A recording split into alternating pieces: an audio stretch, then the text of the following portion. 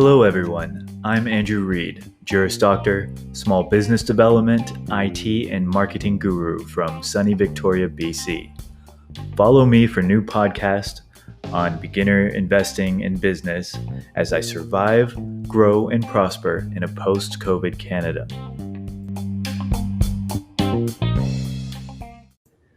Disclaimer: my podcast and YouTube content offer very generalized information that has been beneficial to me. Always do your homework and make sure that any moves that you make are truly in your own personal best interest. Nothing in my content is any kind of advice, and continuing to listen constitutes acceptance of this disclaimer in its entirety. Today's podcast is called Your Right to Be Wealthy, a philosophical approach to prosperity. This episode today will discuss some of the philosophy presented in A Science of Getting Rich. So this was a book that was written in 1909 and has been reinterpreted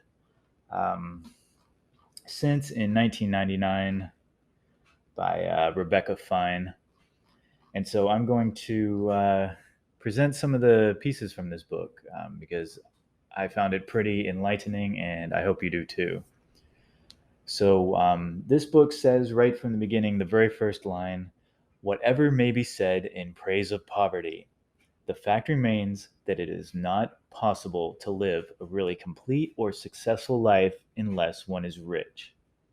No one can rise to his greatest possible height in talent or in soul development unless he has plenty of money.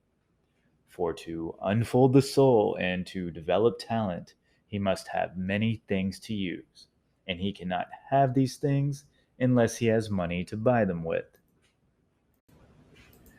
Now, right off the bat, for the record, I am grateful to live in this modern time where it wouldn't be so gender focused on he, but that is the actual quote, and so this applies to whomever. The book ends up summarizing this by saying the basis of all advancement must be the science of getting rich. So, and they go on to say a person's right to life means his right to have the free and unrestricted use of all the things which may be necessary to his fullest mental, spiritual, and physical unfoldment. In other words, his right to be rich. So I can relate to that because when I was growing up, I came from a family that started in relative affluence, and due to various business mistakes, I ended up in relatively impoverished and as a child. And so these were the circumstances that I grew up in. And well, I was in there, even though I was an entrepreneur from the beginning and had a great work ethic. I had a full-time job since the age of 13, but I never felt like I had the right to be rich. I felt like if I did amass any kind of money, then it would be taken away from me. Part of this is from being a first-generation immigrant in an immigration climate that was getting harsher and harsher as the years went by. And a lot of this was just the mentality from my peer group and the people I was growing up with. We didn't deserve to get rich. We really felt like we wouldn't even survive our teenage years to go on, and there was not much point in saving money for that reason. So now I'm 39 years old, and I am still within the first 12 months of redefining my own views on whether I deserve to be wealthy and taking action in that direction.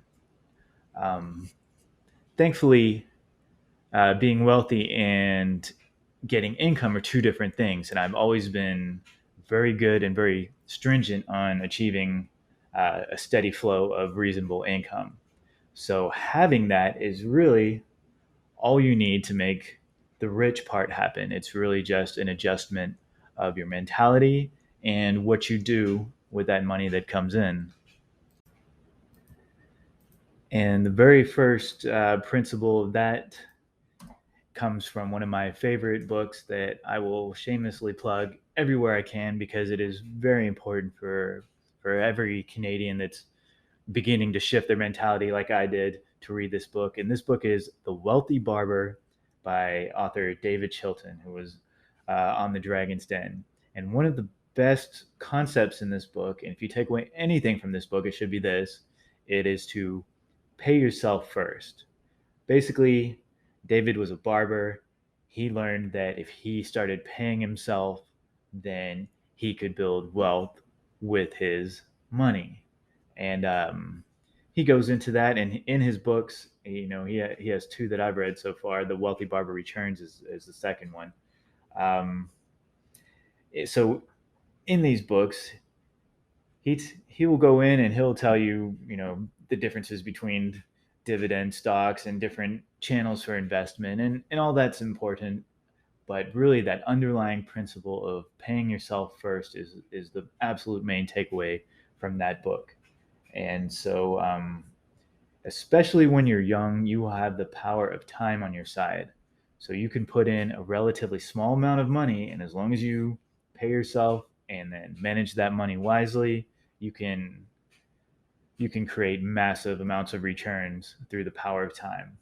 However, if you're starting a little later in life, like myself, then really you need to put in as much money as possible if you want any chance of accelerating your retirement and eventual freedom, and all the other benefits as described in the Science of Getting Rich. The spiritual fulfillment and physical fulfillment. You have to pay yourself first, which means diverting a percentage of your income back to yourself, back into your investment accounts. And now here's something that may not be quite evident from that book, but paying yourself first is not just about money. It is about your own personal knowledge. Every piece of knowledge that you can take and apply to your own world, to your business decisions, to your personal finance is power. I mean, this is you gaining power. So, yes, divert your money from your income, increase your sources of income, but also increase your knowledge as much as possible. And you must be already on that road if you're listening to me. Um, and so I appreciate that. And obviously, if you haven't already, look further. Look into authors like David Chilton or uh, Kevin O'Leary or Mr. Wonderful. They're Griffin Melks, Meet Kevin, Robert Kiyosaki from Rich Dad Poor Dad. These are all excellent resources, and they are not the same opinion. It is because of the nature of money and wealth building itself that there are so many different ways to actually get there. So by listening to all these different sources and getting this knowledge, you can customize your own plan for what is best for you and what meets your needs and what suits your personality and your risk tolerance.